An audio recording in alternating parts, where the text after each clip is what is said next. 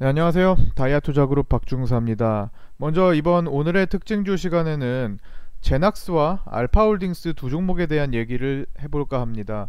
자, 먼저 오늘 제낙스가 하한가가 들어갔는데 이 종목이 왜 하한가에 들어갔을까요? 먼저 이 종목을 소개해드리자면 간단하게 플렉시블 배터리의 선두주자라고 할 수 있다고 예전부터 알려져 왔습니다. 그거는 조금만 알아봐도 누구나 알 수 있는 내용입니다. 자, 그러나 일단 뭐 그런 기대감이 있다 좋다 이거예요. 그러면서 작년까지 해가지고 굉장히 크게 올라왔습니다. 2013년 뭐 그 전부터도 계속, 그쵸? 2009년 뭐 이때부터도 계속 꾸준하게 대시세를 이뤘어요. 자, 그러고 나서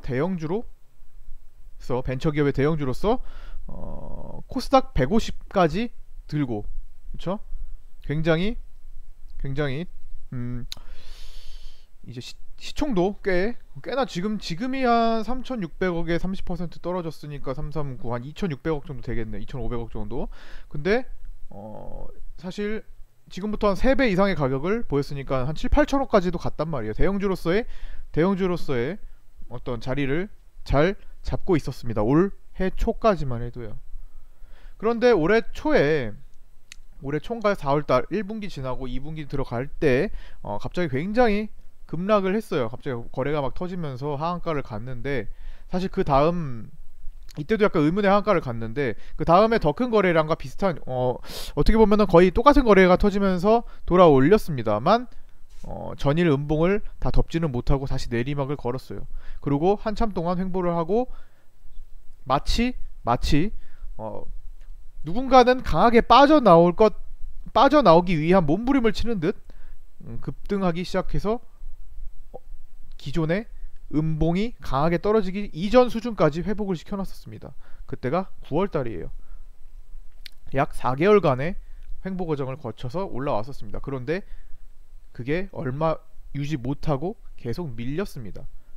물론 이때 시장도 안 좋았겠죠. 안 좋았죠. 근데 거래 자체가 이전에 그 급락시 거래를 능가하지는 못했습니다. 물론 오늘의 대량 거래량보단 다 작았어요. 오늘 장대 음봉시 엄청나게 많은 거래보다는 다 작았습니다. 근데 이 종목이 과연 코스닥 150에 계속 유지할 수 있을 만한 실적을 갖고 있냐 하면 또 그것도 아니에요. 한번 열어보시면 그냥 대충 봐도 이거 그 정도 크기 캐파 안 되겠구나 라고 그냥 자세하게 뭐 살펴보지 않아도 감은 오실 수 있을 겁니다. 매출액이 100억이 채 안 돼요. 매년.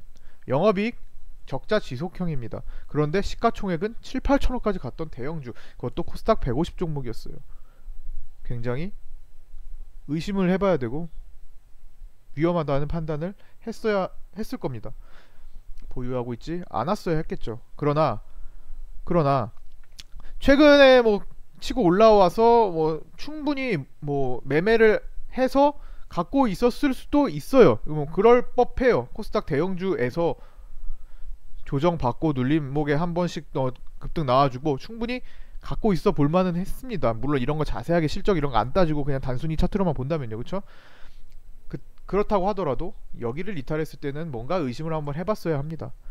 자, 그래, 다 좋다 이겁니다. 이미 못 자른 거 어떻게 해요? 만약에 갖고 계신 분들이 계시다면 이제 어떻게 해야 될까가 더 중요하겠죠. 혹시나 이거를 만약에 갖고 계신다, 이렇게 거래가 대량으로 터졌는데 아직도 혹시나 내가 이게 오늘 갑자기 내려갔단 말이에요.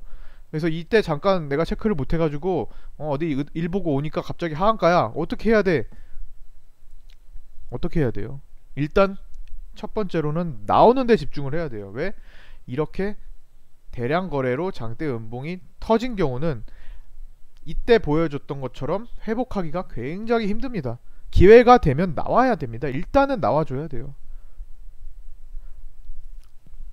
웰바이오텍을 얼마 전에 제가 예시로 드렸죠. 장대 음봉에 어쨌든 꺾이는 거래가 나오면 일단은 기회가 되면 나와줘야 됩니다. 그 다음에 더 내려갈 수 있고 그럴 가능성이 이거를 덮고 올라올 가능성보다 훨씬 높습니다.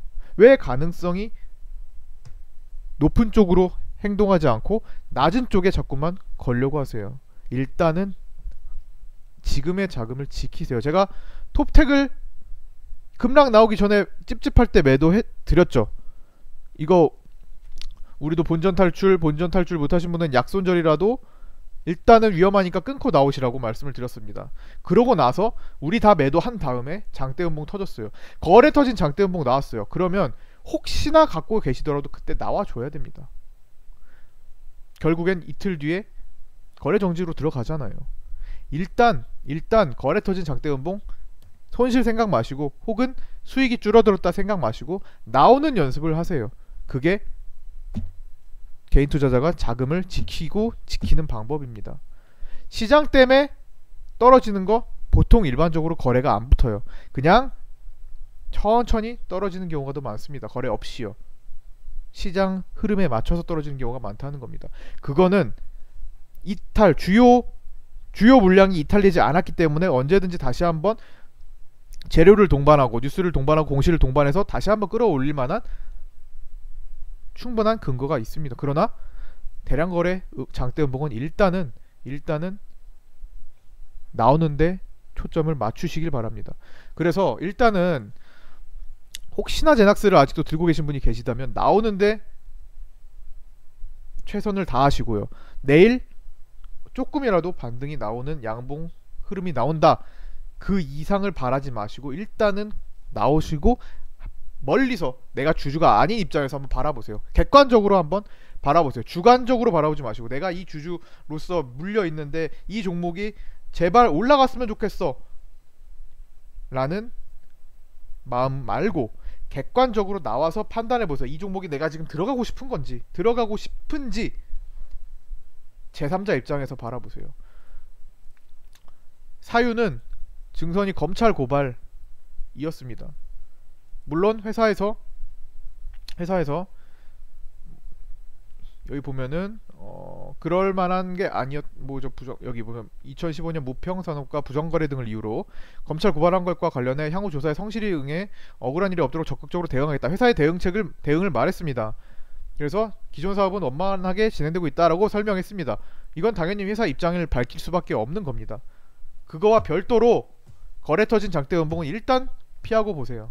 일단 기회가 되면 나오려고 하세요. 기회가 안 되더라도 최대한 거래가 될 때 나오려고 노력을 하세요. 오늘 G2I 손익이라는 종목이 계속 찝찝하게 거래 터지면서 장대음봉 나오다가 오늘에서야 이렇게 갑자기 급락을 보이기 시작해서 70%가 며칠 만에 내려가고 나서야 오늘 거래 정지, 어떤 거? 배임 횡령이 발생했어요. G2I 손익 곽병환 대표가 고소됐고 업무상 횡령 배임 혐의가 나타났습니다. 일단 장대음봉에 거래 실린 거 나오면 일단 피하고 보세요. 계속 그런 연습과 습관을 들이세요. 알고 있을 거예요. 누구나 다 주식을 어느 정도 하시면 이 기본 개념은 다 알고 계실 겁니다. 그러나 알고도 못 하시는 분들이 태반이라는 겁니다. 반드시 위험에서 벗어나시길 바랍니다. 그런 연습을 계속 꾸준히 해주시길 바랍니다. 그게 나중에 어떻게 되든 간에 그건 나중에 다시 들어가면 되잖아요. 그게 좋아지면 나중에 다시 들어가면 됩니다. 제3자 입장에서 멀리 떨어져서 보는 연습을 해주시기 바랍니다. 자, 그리고 나머지 특징주 하나, 알파홀딩스입니다. 두 번째로 알파홀딩스는 오늘 갑자기 오전 중에 상한가에 진입을 했는데 순식간에 말아 올렸어요. 10시 30분대에 순식간에 말아 올렸습니다. 어떤 재료로 말아 올렸나요? 네, 온코색. 알파홀딩스가 최대 주주로 있는 나스닥 상장기업 바이오 온코색이 어떤 호재 뉴스를 갖고 내버려서, 자, 뭔지 한번 확인해 볼까요? 자, 온코색 검색해야겠네. 자, 지난번에 한번 떨어졌을 때 거래가 크지 않게 떨어졌단 말이에요. 여기서 거래가 발생하지 않았어요, 크게. 이때 떨어진 사유가 뭐예요? 온코색이 사실 이날 50% 급락을 했어요. 나스닥에서. 온코색이 나스닥에서 50%가 급락을 했습니다. 굉장히 나스닥은 급락할 수 있어요. 자, 이건 보여드릴게요. 잠시만요. 요거를 이렇게 보여드릴까요? 자, 나스닥에서 온코색이 이날 하루아침에 갑자기 마이너스 50% 반토막이 난 거예요. 상한가 제한이 없습니다. 우리는 30% 제한이 있지만. 그러니까 이게 어떤 이유였어요? 임상 관련돼서 뭔가 중간 과정이 좀 조금 아쉬운 점을 있었다, 아쉬운 점이 있었다 해가지고 저렇게 급락을 했는데, 그 당시 알파홀딩스가 이렇게 음봉으로 떨어졌었습니다. 근데 거래가 크게 나오지 않았어요. 이 종목의 주포는 바닥권에서 10,000원에서 15,000원 사이인 12,000원 정도대에서 매집을 한 것으로 추정을 하고 있었어요. 전환가액 등이나 이런 것들을 자세히 살펴봤을 때 그냥 추정하는 겁니다. 12,000원 정도에서 주포가 좀 있겠구나. 그러면은 어떤 시장이나 어떤 온코색 악재 이런 것들 변수에 따라 필룩스와 뭐 결별한 것도 있었지만 여러 가지 변수에 따라서 12,000원 선은 지켜주려고 노력을 하겠구나라는 하나의 어떤 기준을 갖고 보는 겁니다. 그래서 오늘 어쨌든 갑자기 이제 매집이 다 끝났는지 모르겠는데 끝난 것처럼 보여요. 오늘 거의 기회를 안 주고 그냥 거래도 활발하게 발생시키지 않고 그냥 날려버렸잖아요. 거래 없이.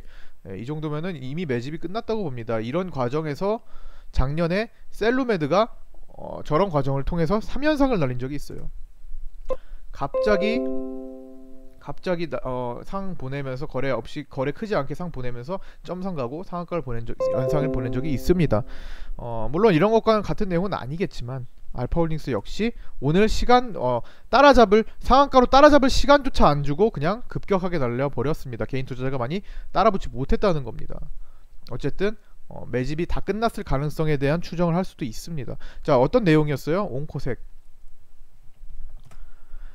여기 보면 흑색종 임상환자 1명 완치를 판정했다고 뉴스를 내보냈습니다. 오늘 이미 다 매집이 끝난 상태에서 이런 호재 뉴스와 함께 그냥 한방에 상한가를 보내버리면서 제대로 따라붙지 못한 개인들을 뒤로 멀리 제쳐두고 날려버린 겁니다. 이렇게 되면은 내일 굉장한 급등이 또 나올 수가 있어요. 뭐 20% 이상의 15% 이상의 갭상이 나온다든지 아니면 뭐 진짜 점상으로 날려버린다든지 둘 중에 하나 정도는 나올 가능성이 높다는 겁니다. 내용도 그 정도의 기대감을 가질 수 있는 거고요. 한 명이 완치했다요. 여기 보면은 알파홀딩스가 최대 주주로 있는 온코색은 흑색종 환자 대상을 뭐 이렇게 쭉쭉 참여한 환자 중 한 명에서 종양이 완전히 소멸하는 완전 관해가 발생했다고 밝혔다. 종양이 완치됐다. 일단 뭐 자세하게 몰라요. 그 의사가 아닌데 뭐 모르죠. 하여튼 저번에 생긴 임상 과정에서 생긴 문제를 완전히 해소할 수 있는 내용이잖아요. 물론 한 명밖에 안 됩니다. 그러나 이게 시작이겠죠. 다음번에 나오는 추가적인 결과가 더 중요할 수 있습니다만 일단 지금은 여기에 초점을 맞춰서 주가는 움직일 겁니다. 이런 특징주가 보였어요. 하나는 아래로, 하나는 위로. 제가 평소에 관심을 갖던 종목들이었기 때문에 이런 것들을 오늘의 특징주로서 소개해 드렸습니다. 보유하신 분들은 알파홀딩스 같은 경우는 내일 한 번에 점상이 간다면 17,000원, 여기 지금 중요한 게 16,000원대 매물, 15,000원부터 16,000원에 있는 매물을 어떻게 소화하느냐입니다. 여기를 한 방에 넘어가면은 가볍게 끌어올리는데 도움이 될 것이고, 주포가 힘이 있다면 그냥 한 방에 올려 버릴 것이고, 그냥 20% 25% 갭 띄운 다음에 아니면 점상을 보낸 다음에, 그쵸? 그러나 여기 매물을 소화를 좀 더 하면서 가야 된다면은 15,000원 밑에서 시작을 할 겁니다. 그러면 굉장히 힘겨운 거래, 아니 거래가 내일 대량 발생할 수 있어요.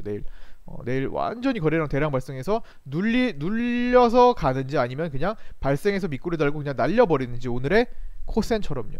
그거는 내일 열어봐야 알겠지만 그래도 굉장히 크게 급등해서 시작할 확률, 혹은 점상에서 시작할 확률도 없지는 않다고 말씀을 드릴 수가 있습니다. 낮지만요, 확률이. 네. 이렇게 해서 오늘의 특징주 2개를 설명해 드렸습니다. 보유하신 분들은 참고해서 대응해 주시기 바랍니다. 자, 앞으로 지금 이제 이런 세력 작업들이 바닥에서 굉장히 매집 작업이 끝나가는 종목들이 많이 있습니다. 왜요? 10월달에 폭락장이 10년 만에 대폭락장이 나왔기 때문에 이런 종목들이 많이 있습니다.